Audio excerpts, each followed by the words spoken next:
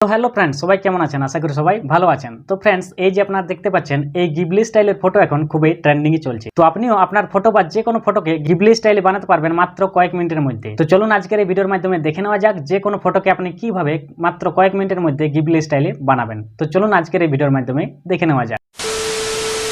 তো যে কোনো ফটোকে গিবলি স্টাইলে বানানোর জন্য কি করবেন, প্রথমে প্লে স্টোর অ্যাপ্লিকেশনটি ওপেন করে নেবেন। তো প্লে স্টোর অ্যাপ্লিকেশনটি ওপেন করে নেওয়ার পর এখানে সার্চ অপশানে ট্যাপ করবেন। সার্চ অপশানে ট্যাপ করার পর এখানে সার্চ করবেন গ্রোক অ্যাপ্লিকেশনটি সার্চ করে নেবেন। সার্চ করার পর এটা এখান থেকে ডাউনলোড করে নেবেন। তো এটা ডাউনলোড করে নেওয়ার পর এই অ্যাপ্লিকেশনটি ওপেন করে নেবেন। তো অ্যাপ্লিকেশনটি ওপেন করার পর সাইন ইন অপশনটি আসবে, সেখানে যে কোনো একটি জিমেল আইডি দিয়ে সাইন ইন করে নেবেন। আমার অলরেডি সাইন ইন আছে, তাই মেন পেজটি শো করছে। তো সাইন ইন করে নেওয়ার পর দেখুন এরকম একটা ইন্টারফেস দেখতে পাবেন।